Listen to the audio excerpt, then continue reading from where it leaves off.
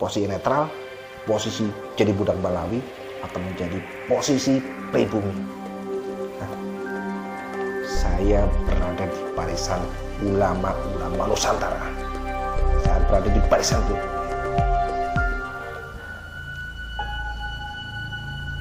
Mohon maaf untuk para habaib yang pernah bertemu dengan saya, pernah singgah di rumah saya, pernah berteman baik dengan saya. Saya menghormati kalian sebagai saudara muslim.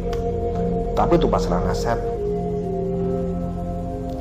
saya sudah tidak menganggap kalian itu adalah dzurriyyah Rasul. Ya. Jadi mohon maaf apabila dulu kalian merasa besar, merasa harus dihormati. Assalamualaikum warahmatullahi wabarakatuh. Sahabat TM, ini admin ulas video dari channel Diam. Ya. Judulnya Bombastis dan Sangar. Sebuah ungkapan kekecewaan dari mantan Muhyiddin Habib Lutfi bin Yahya. Hal yang wajar dan manusiawi bila seseorang yang kita kagumi, kita muliakan, bahkan kita sanjung-sanjung, ternyata tidak seperti ekspektasi kita. Hikmah yang kita petik dari video ini adalah, janganlah kita terlalu berlebihan dalam memandang segala hal, dalam hal cinta, simpati kasih sayang, kata Bang Haji Roma Irama dan Ibu Camelia Malik, secukupnya dan yang sedang-sedang saja. Bahkan dalam beragama, kita pun tidak boleh berlebihan. Dalam hal ibadah pun tidak boleh berlebihan. Karena dalam segala yang dilakukan secara berlebihan, itu adalah condong kita mengikuti hawa nafsu. Kalau nafsu sudah di depan, otak dan nalar biasanya diabaikan.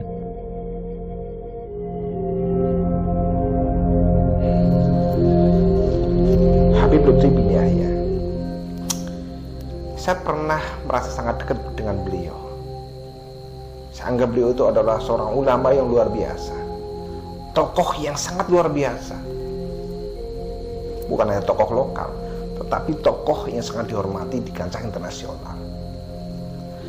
Saya pernah dekat dengan beliau pada saat saya mengawal Syekh Rojadib, kemudian Syekh Mahmud Syahadah dari Syria. Saya mengawal mereka berdua untuk silaturahmi dengan Habib Lutfi bin Yahya. Pada saat itu yang ada hanya kegembiraan, kesenangan. Saya mengharapkan barokahnya, barokah mereka, para orang-orang yang sangat alim. Bahkan dulu pada saat saya habis ikut kholakoh di Tuntang, Semarang, saya pun menyempatkan untuk sowan kepada Habib Lutfi, dan saya tentunya ngalap barokahnya beliau. Saya tidak pernah ada sultan sampai seperti ini. Yang ada hanya husnudon karena melihat kemuliaan beliau. Di beberapa momen pada saat saya sebagai kasat Koryon Banser, saya pun pernah mengawal beliau sangat detail. Bahkan saya instruksikan kepada anggota saya, siapapun di sini, baik Habib, baik Kiai, apalagi Gus, tidak boleh masuk ke ruangan ini. Ya karena Habib Lutfi mengatakan bahwa saya mau istirahat, Mas. Maka kami menjaga ketat supaya tidak ada Habib, Kiai atau ulama-ulama yang lain untuk sekedar sowan kepada beliau.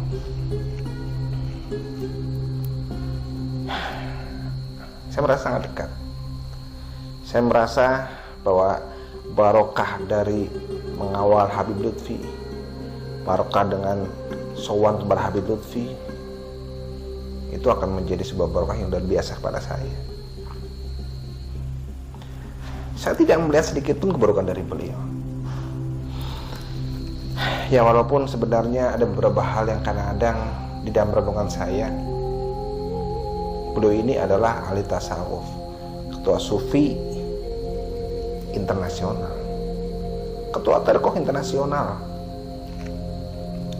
Tapi jarang sekali saya melihat beliau di dalam ceramahnya itu mengutip ayat dari kitab-kitab tasawuf. Fathul Qorib, Ihya Ulumuddin, Fathur Rabbani, nyaris tidak pernah saya dengar. Bahkan pernah juga saya mendengar kisah tentang Kanjeng Raden Tumenggung Sumotiningrat. Saya tidak ada suudzon sedikit pun kepada beliau, karena saya masih menganggap bahwa Kanjeng Raden Tumenggung Sumotiningrat ini adalah tokoh yang alim, tokoh yang sakti, sehingga wajar apabila pada saat sedonya itu di Yogyakarta, dan mungkin yang satunya lagi bisa di Semarang. Ya walaupun dulu itu ya pemikirannya agak konyol, tetapi ya sangat mungkin. Setelah Ki Imaduddin dengan tesnya yang luar biasa, sepertinya keindahan-keindahan masa lalu saya berakhir. Ya walaupun kita semua akan tetap menghormati para habaib, menghormati siapapun, itu berdasarkan ilmu serta akhlaknya. Habib Lutfi berakhlaknya bagus, ilmu juga mudah-mudahan insya Allah ya juga bagus. Habib di luar sana yang tidak memperkeruh masalah nasab pun, kami kan tetap menghormati mereka itu sebagai ulama Balawi. Bedalah kita memperlakukan ulama-ulama Balawi dengan para habib-habib yang suka bikin onar. Kita berbeda kok. Tapi balik lagi, yang dipermasalahkan di sini itu bukanlah tentang ilmu, bukan tentang akhlak.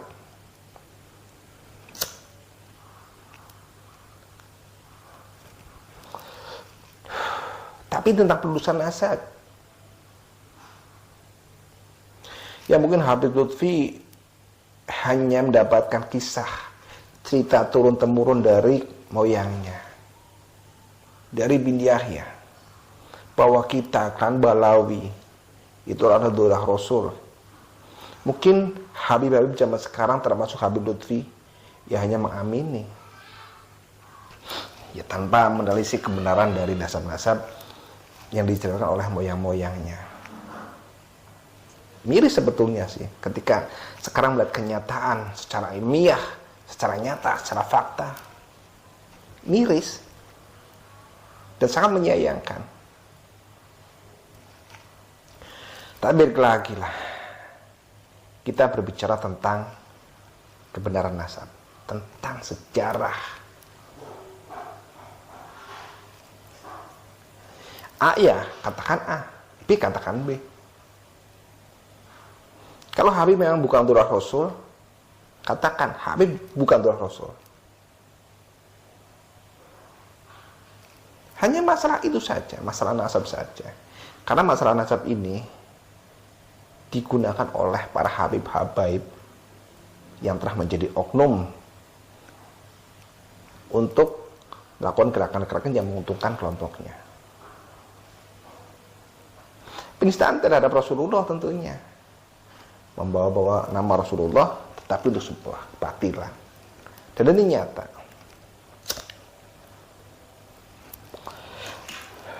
Terus kalau Habib Lutfi kenapa?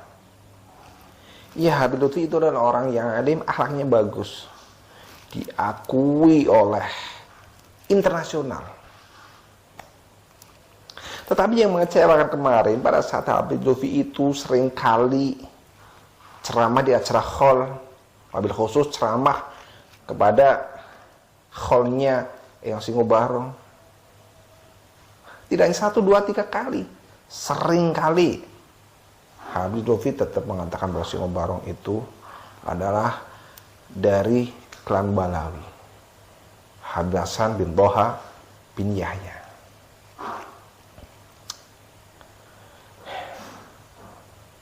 Sejak dulu kita selalu husnudzon.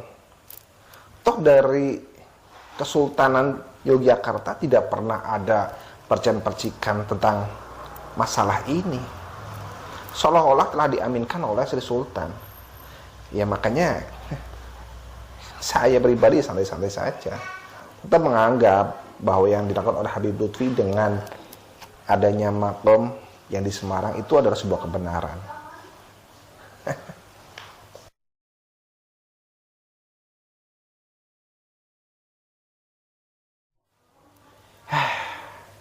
Kenapa sih harus Habib Lutfi yang mengatakan tentang sejarah Singo Barong?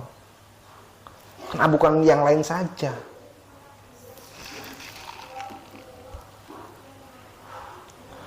Ini menjadi pertanyaan besar buat pribadi saya.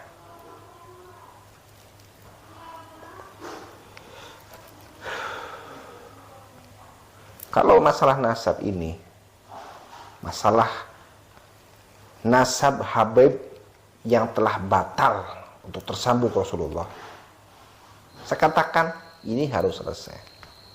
Habib bukan durah Rasul, ya katakan Habib bukan durah Rasul. Dan apabila Habib itu ngeyel, saya pun akan bersuara bahwa Habib itu bukan durah Rasul. Apalagi dengan akhlak-akhlak mereka, para Habib yang menjadi oknum untuk membuat kerusakan di negeri ini, bikin kacau, bodohan umat, halu, dan banyak kekurangan ajaran yang lain. Tapi untuk Habib Lutfi nyaris tidak ada celah. Bahkan di dalam tawasul hidayah Fatihah, sepertinya Habib Lutfi itu tidak pernah telat, tidak pernah ketinggalan untuk dihidayai Fatihah. Bahkan guru saya menjadi saksi nikahnya itu pun Habib Lutfi. Rasanya gimana coba? Berat.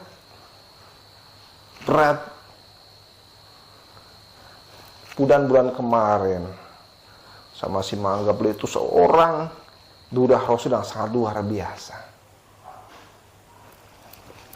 yang kelak mungkin harapkan bisa membawa kami semuanya itu untuk melihat wajah Rasulullah. Nyatanya hari ini saya merasa sangat kecewa. Sangat kecewa.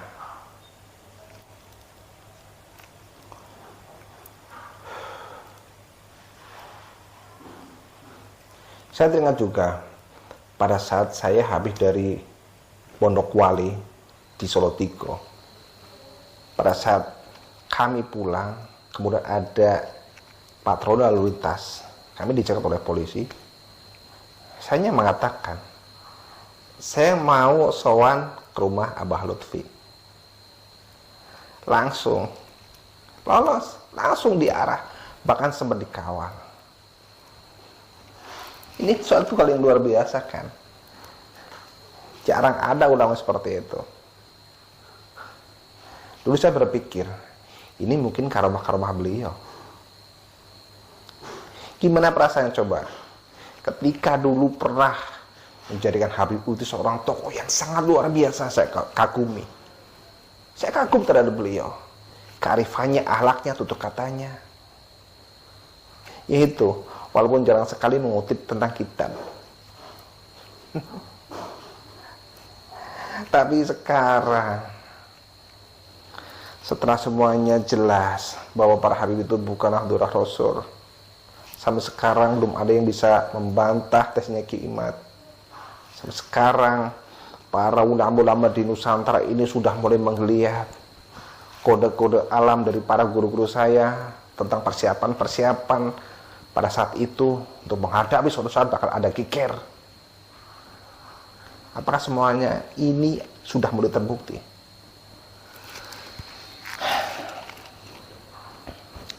Bahkan makam Kanjeng Raden Tumengkusumo Diningrat itu yang menjadi Habib Lutfi itu hilang kepercayaannya oleh sebagian muslim di Nusantara. Kenapa kok harus Habib Lutfi yang mengatakan tentang Singo Barong? Kenapa bukan Habib Rizik saja?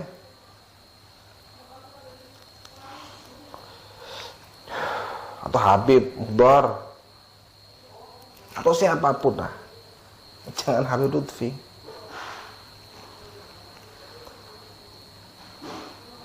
Kalau ada orang yang mengatakan bahwa semua Habib sekarang sudah mulai kedoknya, sudah mulai terlihat kebobrokannya, sudah mulai terlihat kelicikannya, semua baik dan Habib Lutfi ada di dalamnya.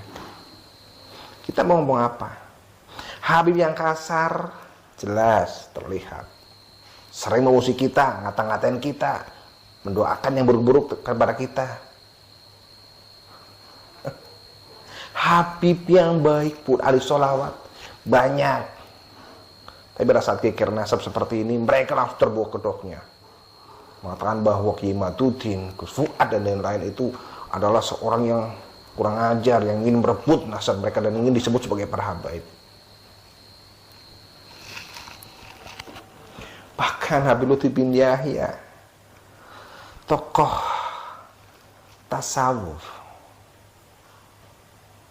tokoh thariqah pun membuktikan bahwa nasab dari Rasulullah yang sampai di bumi Nusantara ini pun telah direcokin.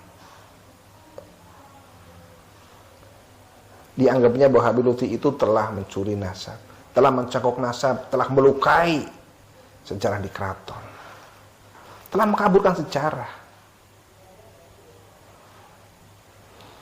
Ya otomatis saya pun akhirnya berpikir dan mengaminkan apa yang dikatakan oleh teman-teman, bahwa semua Habib itu ternyata sama saja. Baik Habib yang keras, Habib yang ahli sholawat, Habib yang tasawuf, Habib yang bodoh, Habib yang suka minta-minta, Habib yang kelihatannya santun. Semuanya sama saja sekarang terlihat.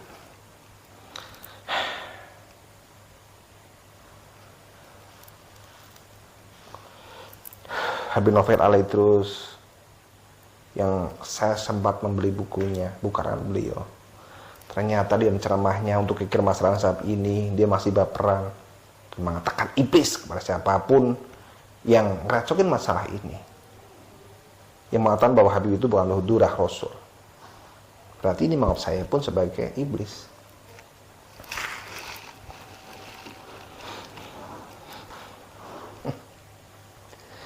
Kemudian Habib Syekh itu pun memusuhi Gus Ali Gondrong. Katanya, ya nafsuti, sholat macam apa itu dengan anak mapan? Ini sih sentimental antara pribumi dengan Balawi.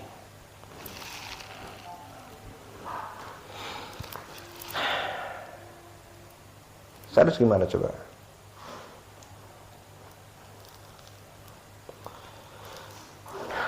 Habib Lutfi itu panutan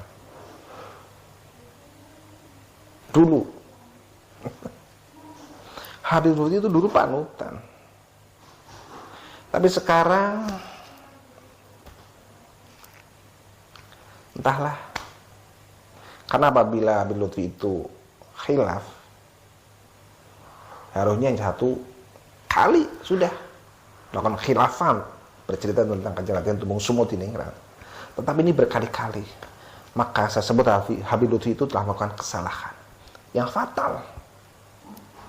Dan apabila seorang itu telah bersalah, akui kesalahannya, dilanjutkan dengan minta maaf. Tapi sampai sekarang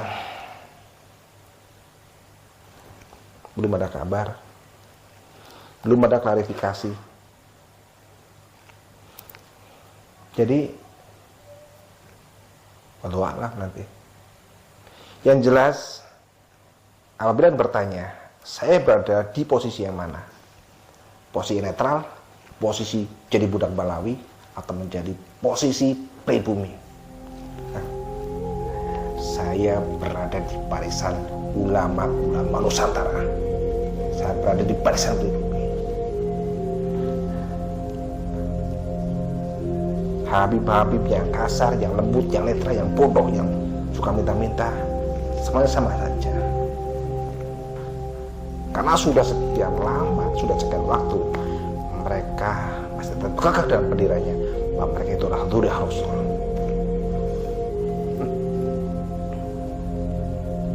Mohon maaf untuk para habaib yang pernah bertemu dengan saya, pernah singgah di rumah saya, pernah berteman baik dengan saya. Saya menghormati kalian sebagai saudara muslim. Tapi untuk masalah nasab, saya sudah tidak menganggap kalian itu adalah dzurriyyah Rasul. Ya. Jadi mohon maaf apabila dulu kalian merasa besar, merasa harus dihormati. Sekarang bisa saja gue dan lu sama saja. Ya. Jadi jangan pernah ada kasta-kasta di antara kita.